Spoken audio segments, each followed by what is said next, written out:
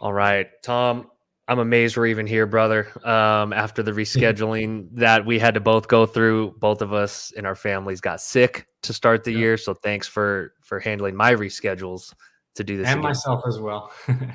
Yeah, no one should schedule anything, I feel like, in like the first 3 months of the year because everyone just seems to get sick and wiped out. Especially when you But got let's kids, it's like a downstream effect. Yeah, 100%. So this is about 14 months now since we last Hmm. did the last interview because you were on the podcast about 14 months ago, which feels like an eternity ago.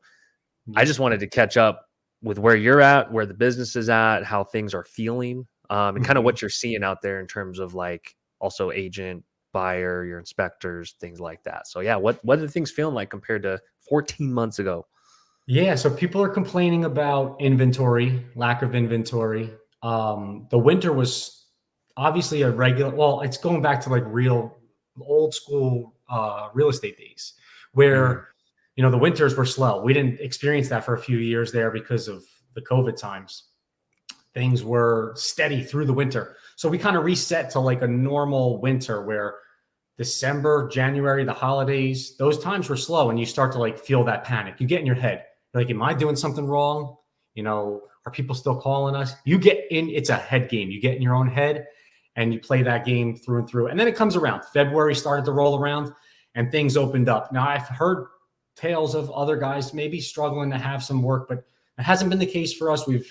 Once February came around, things picked up by like mid-February. March was almost an all-time month in large part, maybe not to total volume of jobs and transactions, but in total revenue. And the reason for that was because over the winter, I started really diving in deeper with the advanced system, with the other services, and trying to just overall drive up revenue.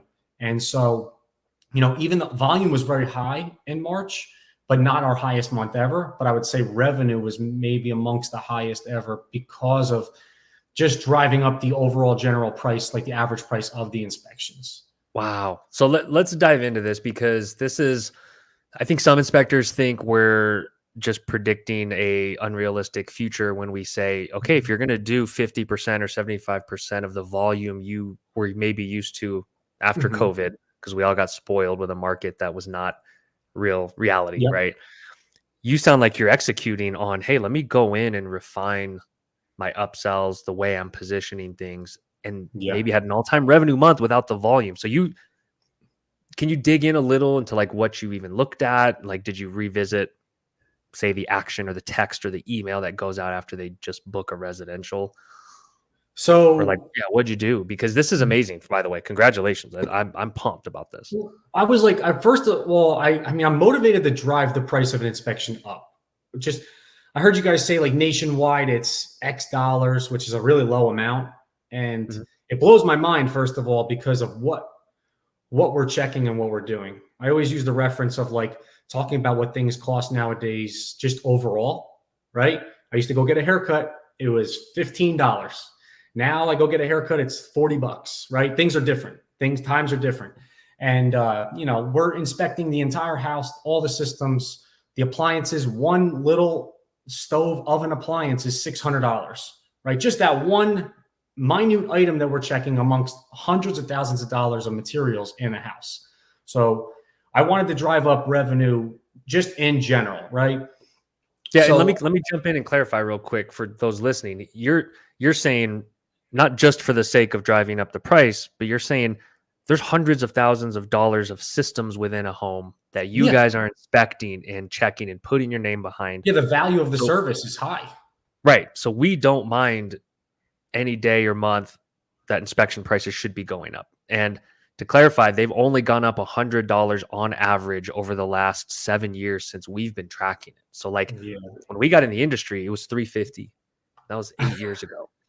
Now it's 459, which Okay. what have home prices done in the last 8 years, right? Oh yeah.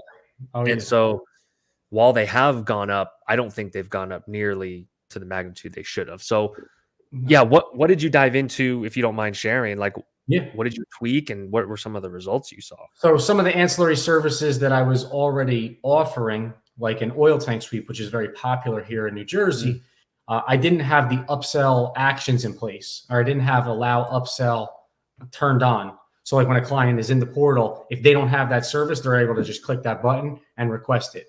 Or they get the email now after 4 hours after they schedule the inspection. If they do not have that service, I have a video link in there tying to one of my Instagram videos explaining like, oh, this, right? So they can click on that link and watch a video of me saying, hey, there's no indications that there's oil here, but at this house, I found an oil tank, right? So they can then upsell, like they could just click from there and request the service. So that was a service that was already in place, but I wanted to do more of them, right? So by making people more aware of it leading up to the inspection, then we started to add in another ancillary service of the mold testing and surface sampling, air sampling that we already kind of had in place, but we really didn't have the systems to like put it out there and actually upsell it.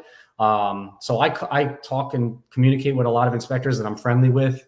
Some of them had upsell emails that they would already use. They shared those with me because we help each other. I don't have that like mindset that, oh, to help you or to help you, that's going to hurt me. I'd rather see everybody kind of do well. There's plenty of business for everybody to go around at the end of the day. So I've shared things with others and they've shared things with me. Shout out my man, Dan. You'll probably have him on the podcast one day because he's really, really good.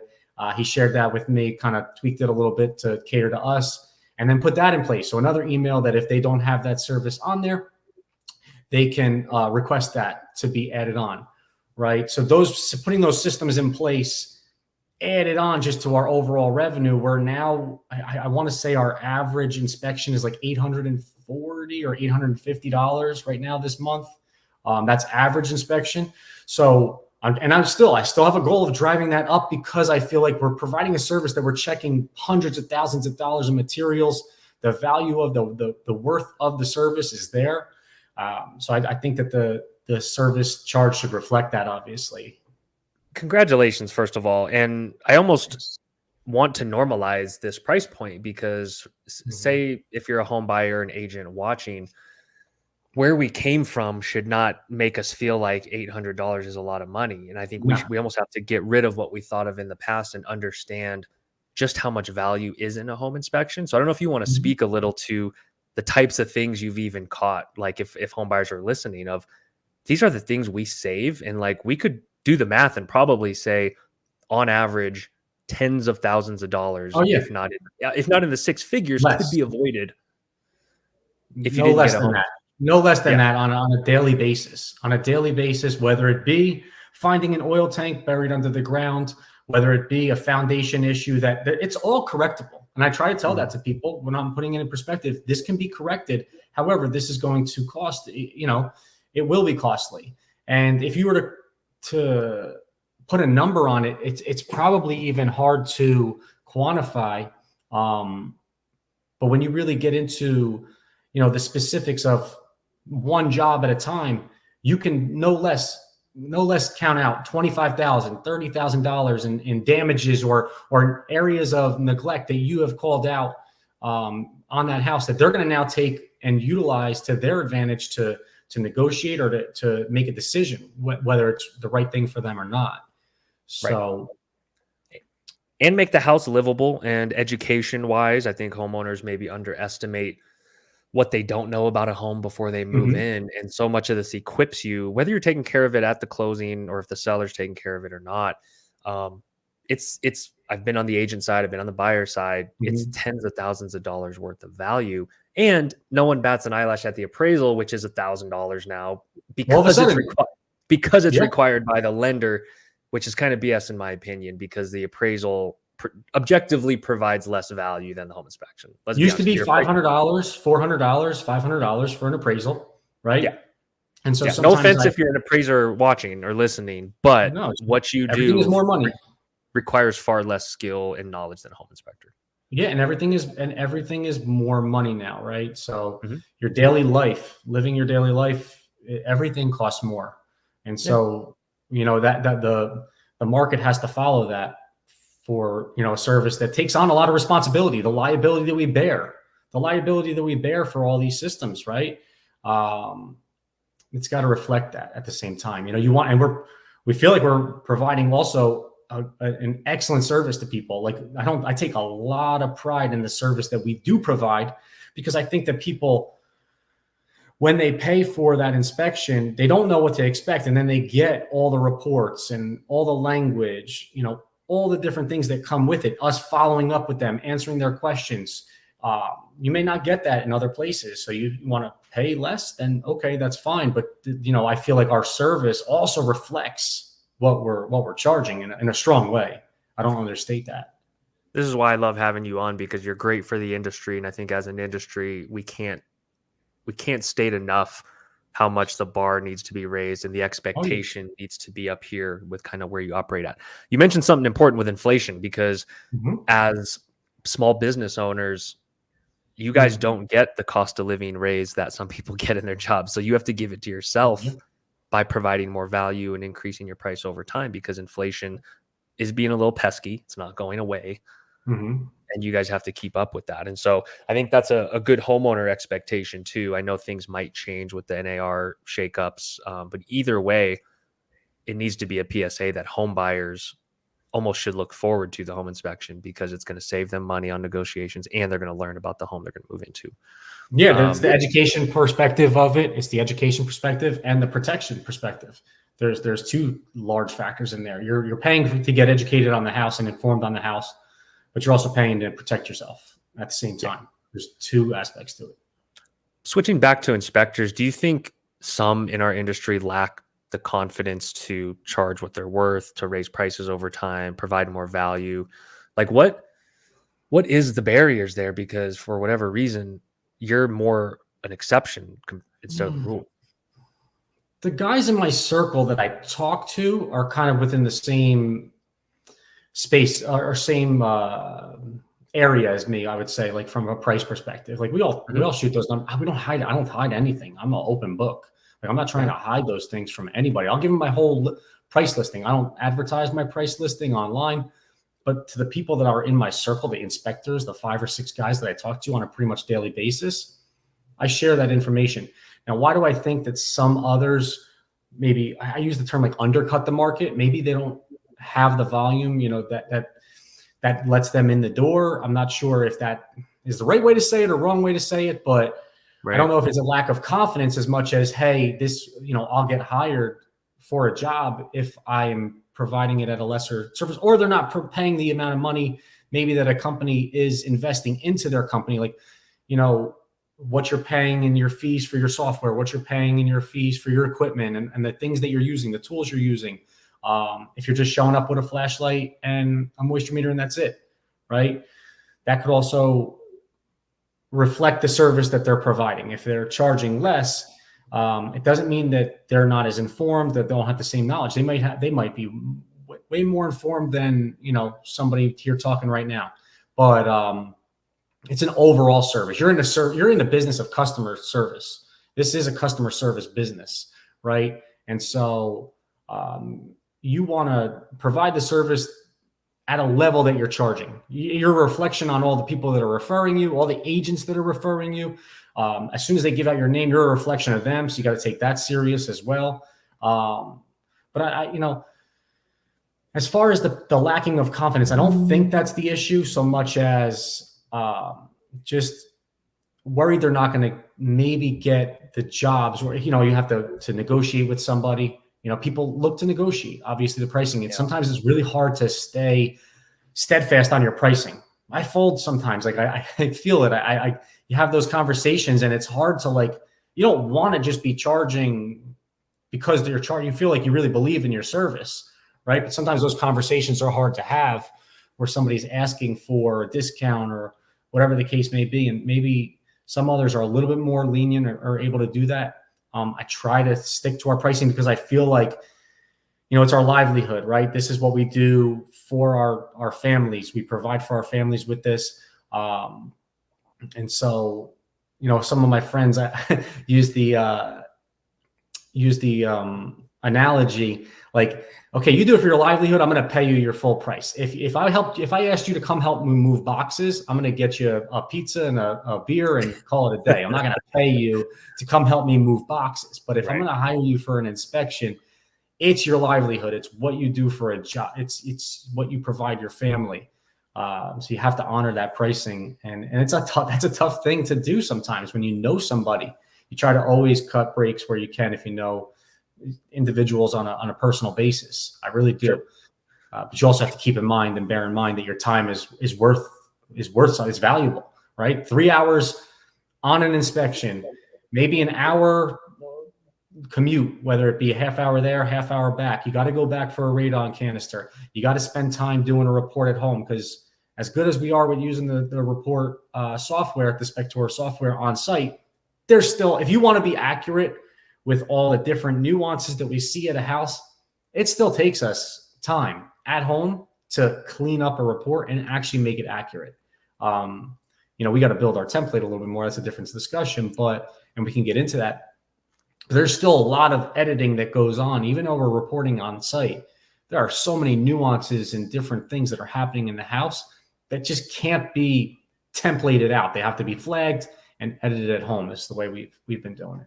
So time, right? You just dedicated 6, 7, 8 hours to that one job. It wasn't just the 2 or 3 hours you were at the house.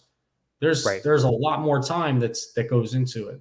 Yeah, tracking ROI, super important. You mentioned negotiating. So have you kept up with the NAR settlement stuff and kind of what's happened there? And no worries if not, I can give you. I know what it is. I'm just not so sharp with it. Probably you're informed on it and others are informed on it. I definitely know what's going on. I definitely am aware of it. I don't know how it's going to affect us. Maybe you can even, clarify on that more, because I don't know if it potentially has an effect downstream on us or not. Yeah, TBD on the impact of buyer psychology, seller psychology, what it does to actual commissions. Not going to whip out the crystal ball and act like I have a prediction there. One thing I was going to say was, this is my hope for the NAR settlement stuff, is that agents now have the experience and empathy of what it's like for someone to question their paycheck and to ask them to take less, for all the agents out there that ask you guys to take less. Yeah, that's a perfect way to say it. It's a perfect way to say it. So if that's a result of this, we're happy in this industry, right? Okay, agents, you keep doing your thing. We're not going to tell you to take less, but just stop acting great fucking home inspectors like you to take less. That's the beef. Absolutely. Do you take less on your commission? Were you taking less on your commission when you're asking, there's a guy out there that's going to do it for $50? Well, this is my service. This is what I provide, This is what we believe our service is worth. So I get that. That's a perfect way to say it. That is, because I feel that. And then it's not often, but it does happen. It does. Sure. Yeah. So inspectors, use that how you will in terms of, using that if agents try to chisel you, because I think as an industry, we got to continue to shift the conversation to value and away from price, because we're just commoditizing ourselves if it always anchors on price. True. Very good way to say it. So going back to the dog eat dog mentality that you talked about, you're here for a second time on the pod, which I love you for that, because you're always down to share knowledge. What is it, do you think, that kind of causes that dynamic in our industry where some inspectors don't want to share knowledge, they don't want to collaborate? There's obvious answers, but I'm curious in your words.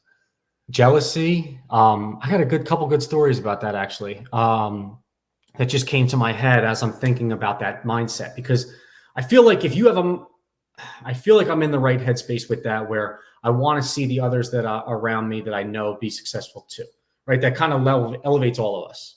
We'll all probably do better and provide better services if we're all collectively kind of thriving together, growing together. So we have our continuing education in New Jersey. We have to do 40 hours of continuing education every 2 years. That's a requirement for our license. So there's a lot of in-person classes that a lot of the different associations have. So we go to those. And I was sitting at one, and towards the end of the class, people started having an open kind of mic moment where people were asking questions about the board members, and there's been an increase in structural claims in the state. New Jersey's very, very client friendly. So the kind of open mic session was going on, And a guy like right next to me, I don't know who this guy was. He was a little bit of an older gentleman. He raised his hand. He kind of caught me in my feelings a little bit because he goes, well, we got these guys that were teaching classrooms for the last whatever years, and now all of a sudden they thought it would be easy to be home inspectors, and goes on and on a little bit of a tangent about like new guys coming in, right, and like doing all these jobs. And I'm thinking to myself, I'm like, this guy talking about me? I was a teacher. I was a teacher, but I don't have any structural claims against me. So he's not talking about me as like, but that mindset to me was like a more hating on other guys' mindset rather than like a building them up. Like, okay, you're coming into the industry, you could do great too. That wasn't what I was. I kind of caught me in my feelings a little bit. I'm like, okay, I see where you're at, man. So that I think that there could be a little bit of jealousy tied in. We all feel it. We're all guilty of it. I'm guilty of it. If I see a realtor on social media that's all of a sudden using somebody else, you feel that. There's no way around it. You're going to feel it. Sometimes it's some of the guys that I may know, right? We're all human. We're all going to feel that, right? I think it makes it a little bit easier if you keep plugging along and you keep getting work and you keep getting business and you keep growing, right? But if it's staling up on you and you're like losing your market share, I could see where that can get sour on somebody. Sure. Right. So empathy, I always use the word empathy because, and I might've brought that up on the last podcast. I'm not sure when I was here, but just understanding like the other person's like perspective. I do that with realtors a lot because I understand like how us coming in and critiquing a house and doing all those things can be for their perspective. Then I want them to have empathy on us because we have to call anything that we're seeing into question out because of the liability that lies on us. And then I want to have empathy for somebody who's in that position that's been inspecting for 30, 40 years and all of a sudden is maybe losing a market share because there's all this influx of newer people coming in that are realtors maybe moving away that used to work with them. You have a new share of realtors coming in. But that was like the one thing that popped to my head right away. First of all, because it was in my feels, I was like, oh man, this guy might be talking about me. But I have a theory. Tell me what you think about my theory on that story. So I've talked with enough inspectors that have been doing it for 20 or 30 years. New guys come in, they innovate, they compete on value, they raise the bar, right? Yep. So it makes these guys that are used to maybe doing pen and paper, simple checklist, 20 items. Yeah, they've maybe evolved a little and, maybe they just do the basic SOP inspection. I think it shines a light on them of how little they're doing compared to this new era of inspector that is all about saying, hey, where can I fill gaps? How can I add more value? And the consumer wins at the end of the day with all this, by the way, because competition makes you guys say, what do I have to do to compete? Exactly. I think those older guys are not wanting to up their game, and then it makes them feel insecure. So then what does that turn into? It turns into hate on people that are raising the bar. That's a theory. What do you think about that? I agree. I mean, I do. I think that it's pretty spot on, probably. Not all of them, of course. On the head. Not all of them. No, of course not. Of course not. Of course not. But there's going to be people that are younger that are going to have that mindset. It's not an age thing. It's not in anything other than just a mindset thing. It's where your head's at. What if you put yourself in the mindset that that's the way you're going to think? Well, then you're going to view the other competition that way. I've tried to really not do that because I want to be also friendly and cordial with the guys that are around me in my space, the other companies that are around us, because it's worked out a lot. We've shot ideas off each other and send each other pictures in our little group chat that we have and ask questions. I'm not too proud to ask a question. You're going to keep on learning things forever in this industry, like forever. It's going to keep on changing and evolving. So you got to put your ego aside. Like your ego has to get put aside. Or else you're not gonna be successful. You're gonna get lost. You're gonna get cut behind. 100%. And here's another reason to embrace collaborating with your peers is because there's more acquisitions, there's more mergers happening than ever in our industry. And interesting. whether you think it could happen to you or not, you may be acquiring your competition someday, or they may want to acquire you, and you may end up working together, believe it or not. And so some of these older inspectors, I do hope they can sell their business for something rather than just walking away. And so for the older inspectors listening, like, I think it behooves you to maybe think of a succession plan. It could be someone like Tom that, says, "Hey, I'll take on some of this. Let's figure out a deal." So I am hearing a little more of that. I don't know if you've kept up with a lot of that, but No. it's the structure of the deals are evolving. It's starting to become a thing, and I think it only benefits inspectors because of all the hard work you guys put in. If you do it for 20 years, you don't just want to close up shop someday and walk away and get nothing. Like, you guys Have you should had a get. lot of the have you had a lot of long-term inspectors coming over to Spectora? Yeah. Yeah, you Yeah. have had a Yeah. large influx. I think probably the biggest home inspector that I personally know, somebody I trained with here, I think they're making the merger to you guys, and that's probably a tough merger because they just do so much. I hear it a lot. Like, you guys are in high demand. You guys are in high demand. Yeah, absolutely. And if say you were to acquire a competitor's company and they already use Spectora, it only makes life easier to combine Yeah. and to go under your shingle. And so, but that's a top. We could riff on that another day in terms of companies acquiring others and how that all works. But I want to see more of that in the future, because I think everyone should get paid for their life's work. You had a note in here about contractors and the difficulty they present once a client lives in a home. Do you recall where you wanted to go with that? We can chat about contractors, because I just think every inspector could probably relate to this, right? We can only say, even slightly off topic, but the same thing is now what insurance companies are doing with roofs. It's really difficult for us. I don't know if you're aware of it. No, what is it? What are they doing? You get an older roof that is not leaking, right? So in I don't know other states, but in New Jersey, you can we make our recommendations about the roof being beyond its life expectancy, maybe moss growth, whatever the case may be, some slight damage, right? But then when it gets to the negotiation table, if a roof is not like egregiously leaking, like, they're not doing anything about it, right? Or it's just a little older and stained, but it's still in working condition, right? That is what it is. We're not the upgrade police. We're not the upgrade police that just upgrade everything at a used house. We can't do that. But now insurance companies, a month or two after these people move in their houses, are sending somebody out with a drone on themselves. And then if it just doesn't look pretty, they're sending people letters stating that you have 45 days to update to put a new roof on. And I'm telling you, these are not necessarily bad roofs. Like, they're older, but they're in working condition. And they're stating, okay, within 45 days, your insurance is terminated with us if you don't put a new roof on. So how unfair is that for us? Because we can only do so much. Like, we're not the upgrade police. We can't just go into a house and just say everything needs to be new. So are you preparing clients now that that's happening? Yes. Because that feels very below the line for these insurance. Do they own some of these roofing companies that are doing the repairs? No, I think that they're just trying to protect themselves because of how many claims come in. I think New Jersey, like, especially New Jersey, insurances are like fleeing the state. Right? Even with home inspectors, they're fleeing the state.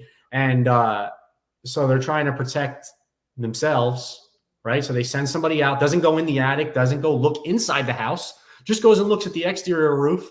Happened to my friend, my good friend that I did an inspection for. His roof is older. He knows he's got it's got some couple of years maybe left on it. It's got some staining and discoloration and all that. We were just talking on the phone. He's like, who do they think they are? Sending. But I have to prepare people for it now. I'm like, look, your roof may be in working condition, but this is something. Who wants to hear that? The realtors don't want to hear that. Like, it's just another thing that you got to bring up, right? So that's I actually started off with that when you brought up the topic, because it's so unfair to us. It's so unfair to us because it puts us in a tough position, right? Because then we look bad, like, oh, the insurance is saying we need to upgrade our roof in 45 days or they're not going to insure us. Well, yeah, they're trying to protect themselves because they know in a few years you're going to need a new roof, and they don't want you to put in a claim that you get a new roof out of them. Is there a way home buyers can find insurance brokerages that aren't doing that? Like, how do they get ahead of that? It's probably tough because I'm sure insurance companies don't tell you they're going to screw you on the come roof. out.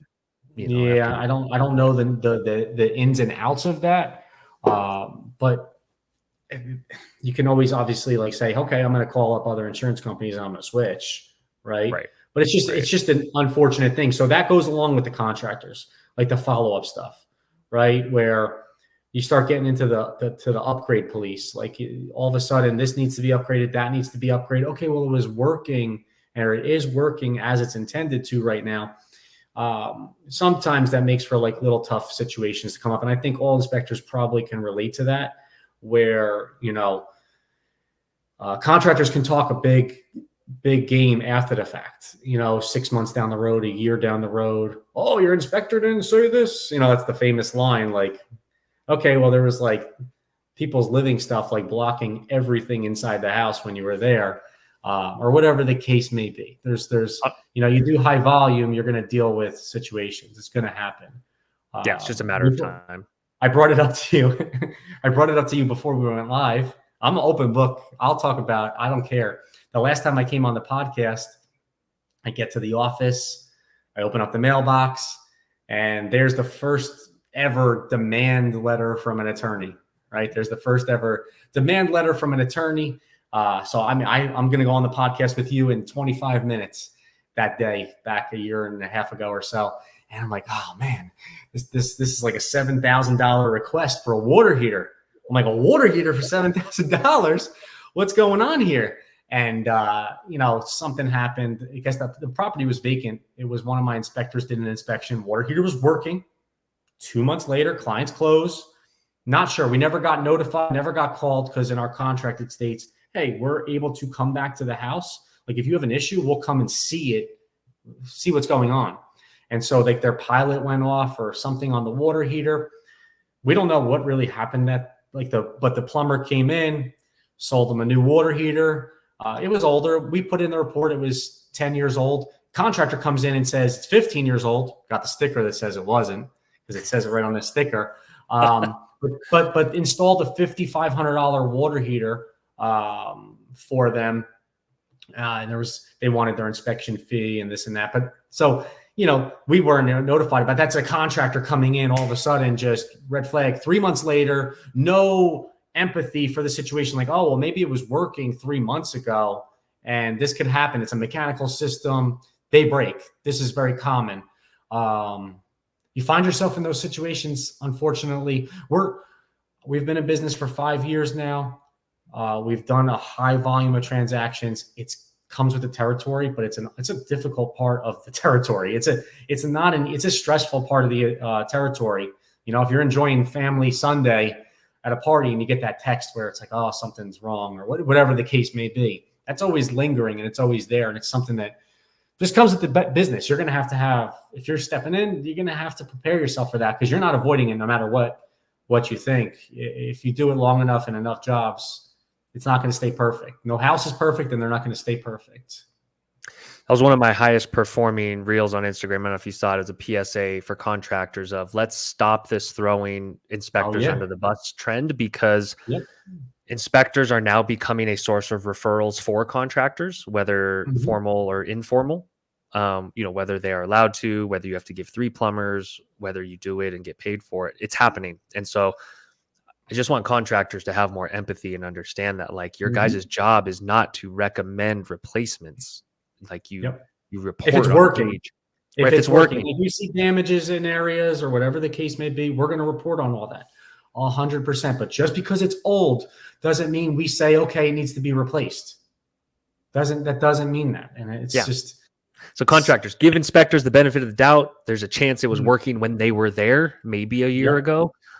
We know you want the business, and we know you want to replace a water heater, but do it in an ethical, correct way. You don't have to throw people under the bus to get the business. That's my perspective. Yeah. So that just comes with the territory, man. That's the tough part of the business.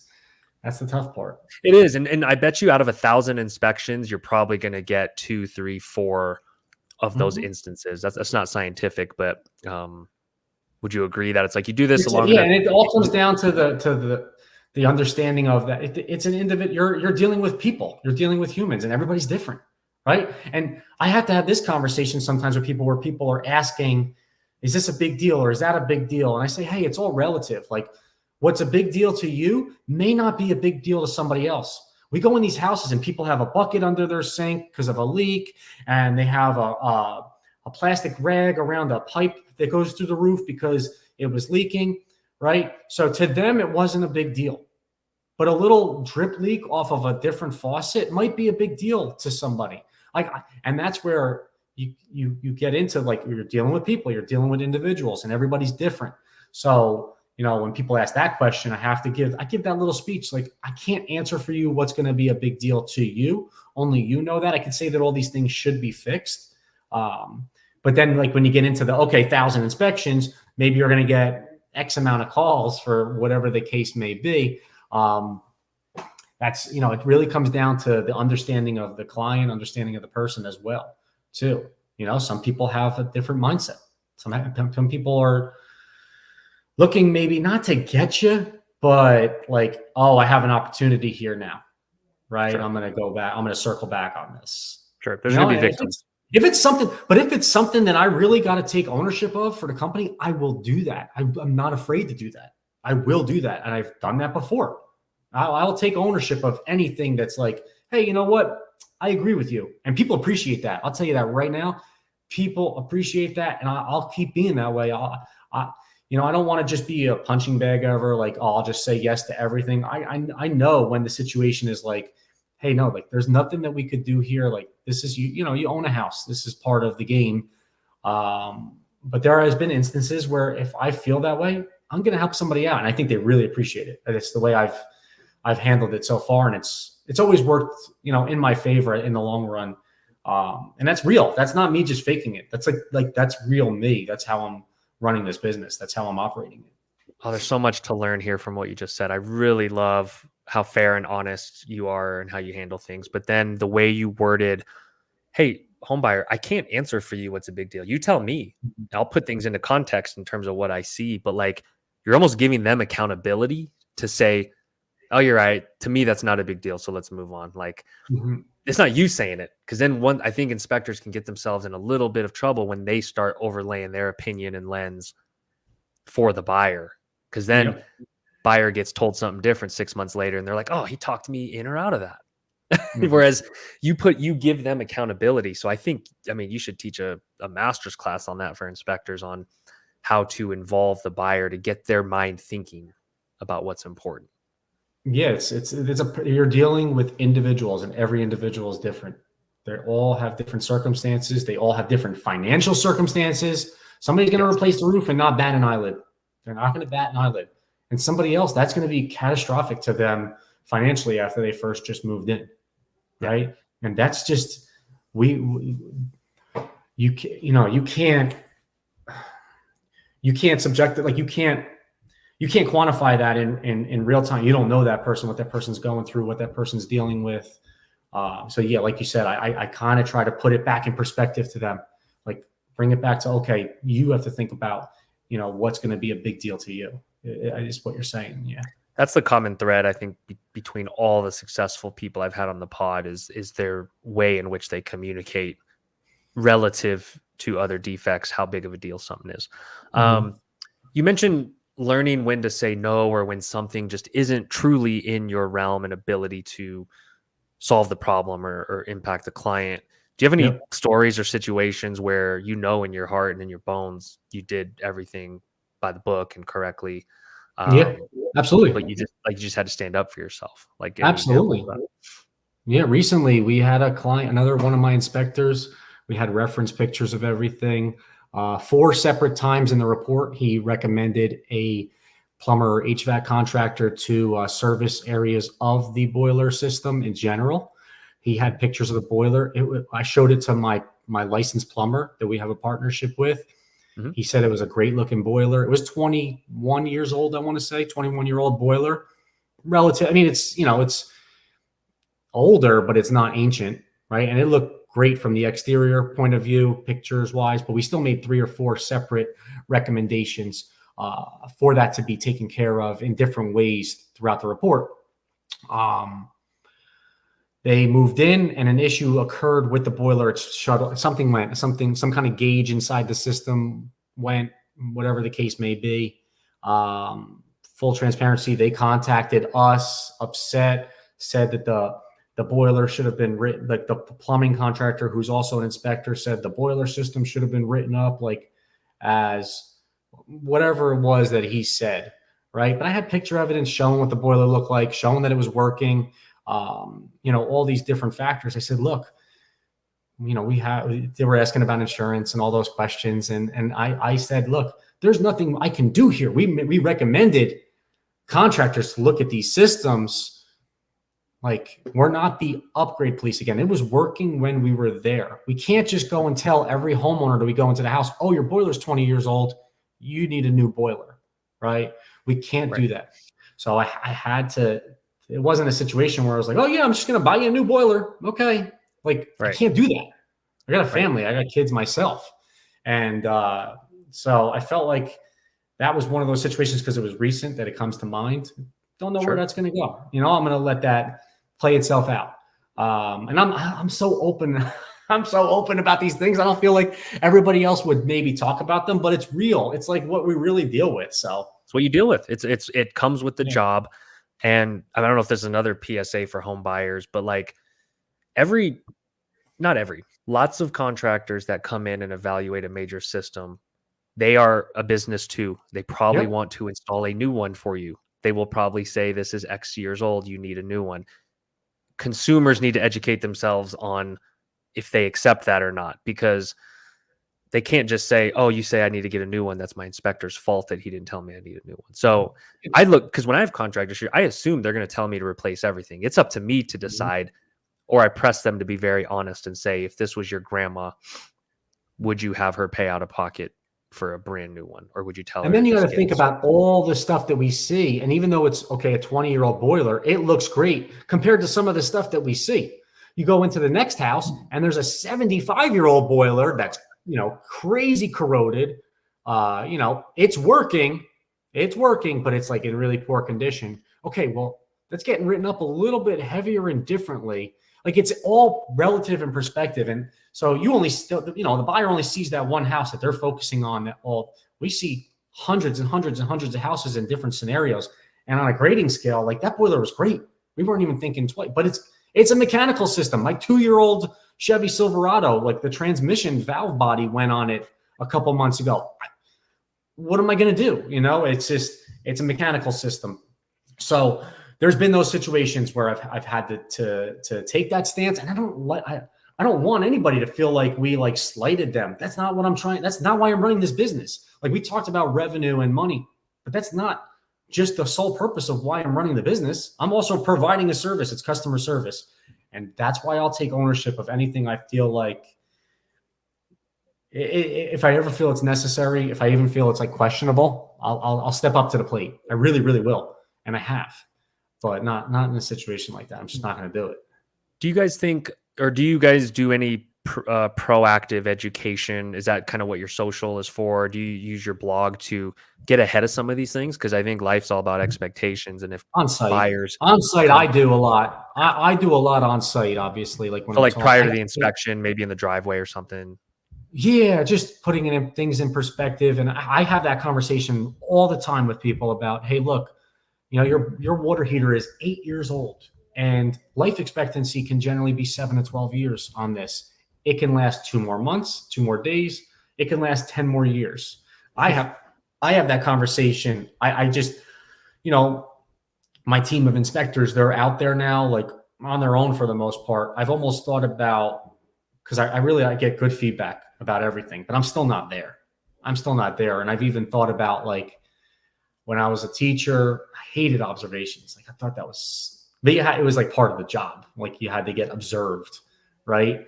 I've thought about, like, oh, do I tag along on an inspection, like, here and there? But we do team inspections, and then we get to like bounce ideas off each other, seeing each other in the field that way. Because some of the bigger houses that we'll tie up 2, 3, even sometimes all 4 of us, just to speed things up. So it's multiple structures. But I do it on site. I'm definitely doing it on site because it's part of my education process for buyers. Yeah, I think I think our industry and maybe like some other organization we need better PR for on behalf of home inspectors to like Mhm. educate buyers that they need to be doing this, what actually it covers and what you guys are actually not supposed to be doing. Because I Yeah. still think it's been what, 40 years. I don't know how long this industry's been around, but I still feel like there's misinformation around what a home inspection is. And I think agents can help us with that. But I also Mhm. think it's on every inspector to put these things on their blog, in their reminder emails. Like you said, talk about it as soon as you get there to set expectations. Yeah, I think the real estate market even kind of went, home inspections clearly evolved from Mhm. what they were whenever they first started to what they are now. But I feel like the real estate market, everything is, I think it's nationwide. Everything is like as is, right? You see like a lot of as is sales, but they're limited to structural and environmental, which typically fall under more like material defects, right? And like the New Jersey standards state that a material defect is something that affects the habitability or value of the house, right? So like the real estate transaction process has tried to get away from all the like the little nitpicky stuff that you find at a house and get back to those bigger issues by limiting inspections to environmental and structural and health hazard issues. That's like the real true purpose of the inspection. Now it's evolved. There's a lot more that comes with it. But when you're talking about what you're trying to find, at that day of inspection, major structural issues, major hazards, things that affect the value of the property overall, like exponentially. And I feel like real estate's tried to, like the attorneys have had to try to circle it back to that because too often there's like a request list of like 40 items that go over. And it's like, just recently, I put a report together. I said that, the windows weren't locking properly. The latches wouldn't catch. They were old townhouse condo windows. They functioned. They slid, they opened, they closed. But they should be replaced. That's like what's coming. That went over as like a request to the sellers. And I'm like thinking to myself, I'm like, that's not, the sellers don't have to just upgrade your windows. They can fix it because they're proposing to fix it with a lock, with like a latch bolt lock. They can fix it. My recommendation was for the buyers to know, like, hey, look, these windows should be updated. But you get too much of that sometimes, I think, in a real estate transaction where people are trying to get things done that, hey, you're buying a house the way it is. That's the condition of the house. It's got some older things you're going to have to update. I think real estate's tried to circle back on that a little bit. Do you think as an industry, our reports and templates could or should adapt to, okay, one bucket of the report is for your education or label it differently, and then this bucket is for negotiations, or is that crossing a line too far? No, because I can't answer what's so important to people, True. like what their financial situation is, and like I gave that little speech before about the relativity of like a big deal to some people is not a big deal to others, True. right? A True. little drip leak off the roof, they're going to patch it with roof tar. Some people, they're just going to go up there and slap some tar on it. They don't care, whatever. And then Yeah. other people, they get that little drip leak. They're not going to do a spot repair. I got to replace the whole roof. Like that's a big deal to them that their little spot was compromised. So I would never want, and I don't think it would be a good idea probably to do that because then you're answering that for people, right? You're answering it for them rather than letting them make that delegation. Even I don't really in my reports, everybody's reports are different the way that they break them down and do. I don't have anything that's like immediate attention versus like major, or I don't have it classified that way. I have it as like if it's blue, it's a repair or replace item. I'm like strictly saying like this should be repaired or replaced. If it's orange, I think it needs to be evaluated further. A lot of things that are structural fall into that category because you're recommending somebody to further diagnose it, then make the repair. And then red, and this was actually a little confusing to an agent recently, and I had to clarify that, and I've been clarifying it now moving forward. Red means the implication is a safety hazard, right? So red does not mean major in my reports, but it looks major because it's red and it's got the hazard flag there, right? So I had to break it down to clients now. I've been trying to be more conscientious of that. The implication of the defect is a safety hazard. It could just be as simple as the interior bedroom door is a key lock, and you got to change the door handle because it shouldn't be a key lock entry, because if there's a fire, kids locked in there if you don't have the key, right? The implication is safety. So it's red. It's important. But the fix is like very simple. And that happens a lot with red items where like it might be a trip hazard, loose cart, whatever the case may be. I had to clarify that. So I stay away from really trying to do like the major minor monitor stuff. And I try to stick to just like more implication based. Like, what is the implication of the defect? I think it just keeps it a little bit more even keel. Should we allow you guys to get rid of the color red in reports? No, it's good. I like it. No, it calls attention. It calls attention to important things. I think the inspectors that want that are the ones that don't want to communicate what safety hazard versus major defect is. It's perfect. It was only one situation where they didn't understand, like it was just a misunderstanding. Like, oh yeah, these are not really major. I'm like, no, it's not major. It means safety. And what I did think would be cool, I had proposed this a couple of years ago. I don't put on the defect count on the top of my reports, right? I don't turn that on. Like items inspected versus defect. I feel like that can be very scary. So I don't turn that one on. But the fact I would like, if it's not turned on, to still show the bubble on the top of like what the categories are. Does that make sense? Yeah. So like if you turn it on, you have the blue, the orange, and the red category there, and it'll say like how many are in each category, right? But I think the visual of like just seeing the categories, like, oh, this is repair or replace, this is evaluate, this is safety hazard, would kind of be a little bit more like aesthetic too for people to understand it right from the top of the report. Because I don't turn on those counts. I think that they can be very scary, because if you put in some of the reports we put together lately, I've been blown away. It's like 70, 80, 90 recommendations. I'm like, oh man, this is a long report. It's a long report.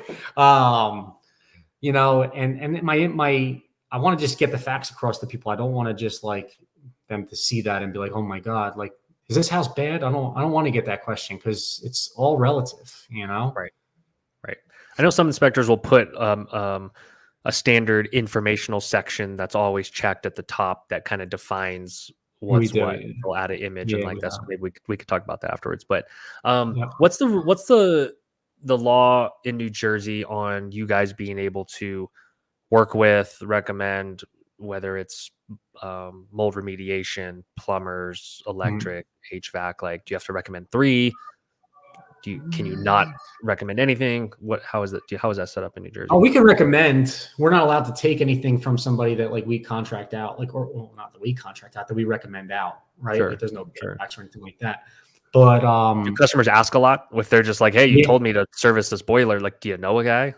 Yeah. Oh yeah. And if I feel comfortable with the contractor, I'll give it. I try to help people as much as I can. I'm like, get multiple quotes, like get multiple with everything. Even if you know my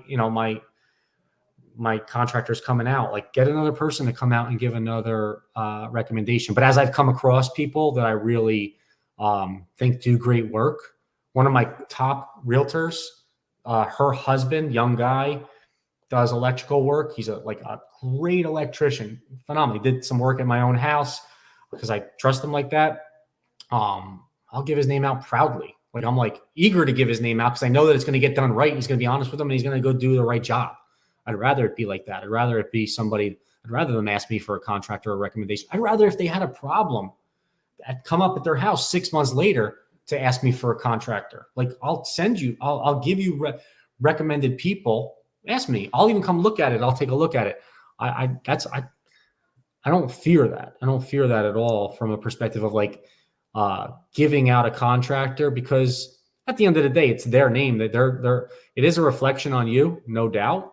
Like, there's that, we say if a realtor is referring us out, we're a reflection of them. Well, then if we're referring out a contractor, they're a reflection of us.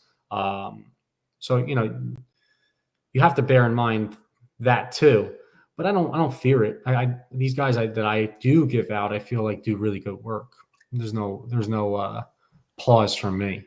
That's great. I want to wrap up with a final question around this, because I was talking to an industry partner yesterday, and her belief was that there is a massive opportunity for inspectors to step up from I'm just the guy that gives you this report and then disappears forever to Mm-hmm. I am becoming more of a home consultant that can add more value to you as a home buyer, thus charge more and be a part of this relationship for years. So then home buyers are now recommending you to their neighbors and to people on Mm-hmm. next door. And if agents do at all take a step back in terms of their visibility or their role or how they're perceived, even there's an opening there for someone to answer these questions and to help these homeowners. Do you agree, first of all? And second of all, um, I mean, I get the sense you do, but do you agree? And then what else shouldn't we be thinking about as an industry for home inspectors to continue to elevate and do more? Because we can shrink too. We could all just say we just do the report, guy. Like I'm go Google it, but Yeah. we're not going to bring more economics into our industry. People aren't going to get paid more. So My wheels have been turning on this one. My wheels have been turning on this one. It's been a big thought of mine. It's been a big thought of mine was like calling it like home health inspections. Like when inventory's low and all those things are happening, there's millions and millions of homes out there. People live in their house for 15, 20 years and need a honey-do list. They don't know what's going on. So many houses I go into that the filter has never been changed, right? The filter's been in there since the people moved in the house 10 years ago and they didn't know they were supposed to change it or whatever the case may be. I've thought about how to implement that. And it's something that my wheels are, there 1000% is like a home maintenance or create a honey-do list kind of report of like, here are the areas to watch out for, things that are happening, corroded pipes that you're not paying attention to that can continue to spiral downstream and cause more issues. The thought is there like tenfold. That's as I started talking about it. I'm like, man, I've been thinking about this so much and how to implement that.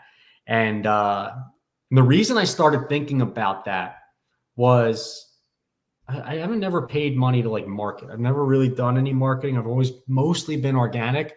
But I sat down, and I didn't do this, but I sat down with a woman who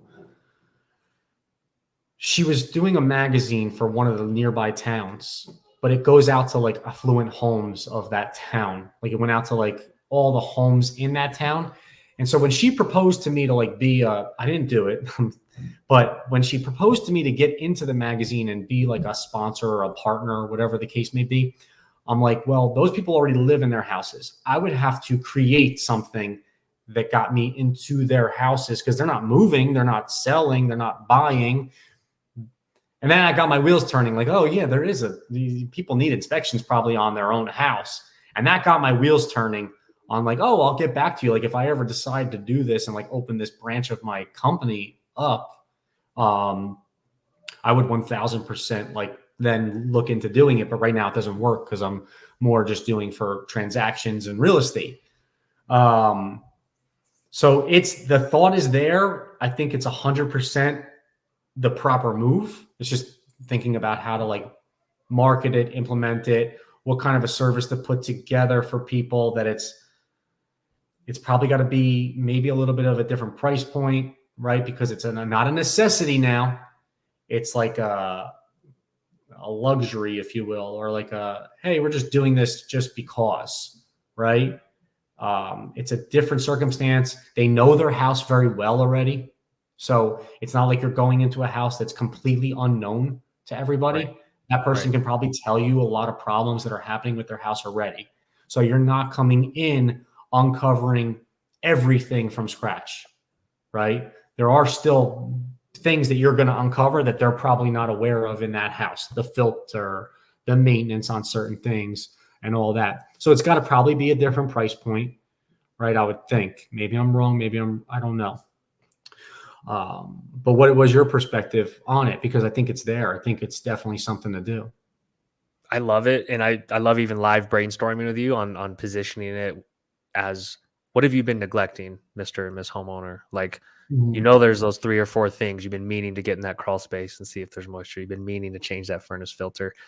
But I agree with you. I want to further the conversation, and maybe we do this on another, like one of my office hours, we can jump on and really flesh this out and say, how would this get packaged up? What would the price point be? And then how do you guys make this really profitable? Like, how do you guys make sure you're getting a good return on your time spent doing this. To me, that's like one of the keys there. It's like if it's $100, if it's $200 a year, every other year, what happens afterwards, and how you actually help them. Because to me, then you become a trusted person in the community once you've done this for a homeowner.